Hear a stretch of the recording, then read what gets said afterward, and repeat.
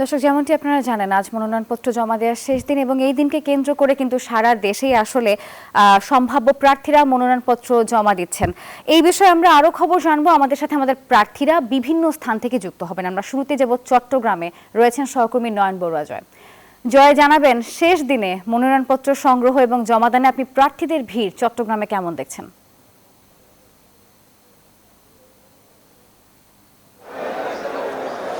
ধন্যবাদ নাফিসা, আপনাকে দেখতেই পাচ্ছেন একটা উৎসব, নির্বাচনের যে একটা আমেজ, সেই আমেজটা কিন্তু ফিরে এসেছে চট্টগ্রামের রিটার্নিং কর্মকর্তার কার্যালয়, বলতে যে বিভাগীয় কমিশনার, একই সাথে জেলা প্রশাসকের কার্যালয়ে আমরা দেখতে পাচ্ছি প্রার্থীর সমর্থকদের ভিড় কিন্তু আমরা দেখতে পাচ্ছি। সকাল 9টা থেকে মনোনয়ন জমা দেওয়ার শুরু হয়েছে, যেহেতু আজকেই শেষ দিন, তার কারণে কিন্তু আসলে চট্টগ্রামে প্রার্থীরা, যেহেতু এখানে দুই রিটার্নিং কর্মকর্তা এখানে রয়েছেন।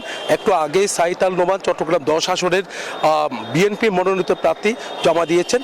একটু এর আগে কিন্তু আমরা দেখেছি আবু সুফিয়ান জমা দিয়েছেন। তো অন্যদিকে আঞ্চলিক নির্বাচন কার্যালয়ে কিন্তু আমরা দেখেছি সেখানে আমির খসরু মাহমুদ চৌধুরী চট্টগ্রাম 11 আসনে মনোনয়ন জমা দিয়েছেন। তো একের পর এক করে কিন্তু প্রার্থীরা বিভিন্ন জায়গায় রিটার্নিং কর্মকর্তাদের হাতে, এমনকি সহকারী রিটার্নিং কর্মকর্তাদের হাতে জমা দিচ্ছেন।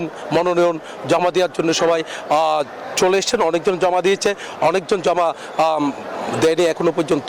তো তারা বলছেন যেহেতু 5টার পর্যন্ত সময় রয়েছে, 5টার মধ্যে কিন্তু মনোনয়ন জমা দেওয়ার জন্য এখানে চলে আসবে। এখন থেকে কিন্তু আমরা দীর্ঘ লাইন দেখছি। আসলাম চৌধুরী চট্টগ্রাম 4 সীতাকুণ্ড আসনের মনোনয়ন জমা দিচ্ছেন। বিভাগীয় কমিশনারের হাতে কিন্তু আসলাম চৌধুরী মনোনয়ন জমা দিচ্ছেন।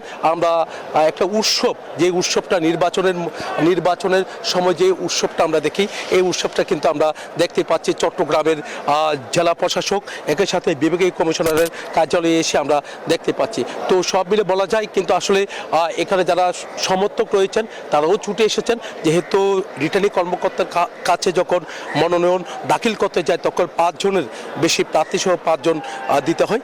ঠিক ওই নিয়মটা কিন্তু তারা মানছে, কোনোভাবে যেন আচরণবিধি লঙ্ঘন না হয় সেদিকে কিন্তু প্রার্থীরা অনেকটা সজাগ রয়েছে বলে আমাদেরকে জানিয়েছেন। তবে এখানে যখন এসছেন একটু পর কিন্তু আসলে এখানে গোলাম আকবর খন্দকার চট্টগ্রাম 6 আসনের প্রার্থী মনোনয়ন জমা দেবেন।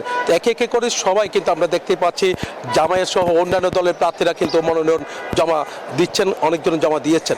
এই ছিল আমার এখানকার সর্বশেষ। ফিরে যাচ্ছে আমার সহকর্মী, অপেক্ষা করছে বগুড়ায় বাবুর কাছে।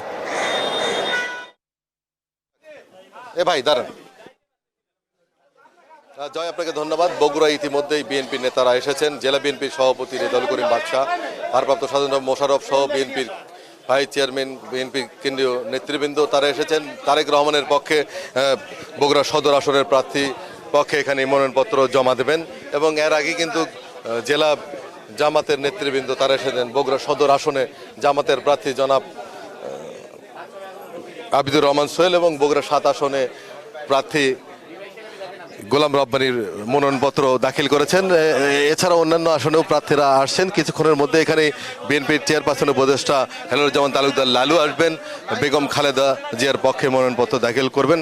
জেলা প্রশাসক কার্যালয় এবং জেলা রিটার্নিং কর্মকর্তার কার্যালয়ে নেতৃবৃন্দরা এসেছেন, তারা মনোনয়নপত্র দাখিল করবেন। আপনাকে জানিয়ে রাখি, জেলা রিটার্নিং কর্মকর্তা সব মিলিয়ে নেতৃবৃন্দ কিন্তু অপেক্ষা করছেন। কিছুক্ষণের মধ্যেই বিএনপির ভারপ্রাপ্ত চেয়ারম্যান জনাব তারেক রহমানের পক্ষে মনোনয়নপত্র দাখিল করবেন এবং জেলা বিএনপির সভাপতি সহ নেতৃবৃন্দ তারা এখানে এসে উপস্থিত হয়েছেন এবং এরপরেই বেগম খালেদা জিয়ার পক্ষে মনোনয়নপত্র দাখিল করার জন্য নেতাকর্মীরা আসবেন। এই ছিল বগুড়া থেকে সর্বশেষ। বাবু এবং জয়, ধন্যবাদ আপনাদের।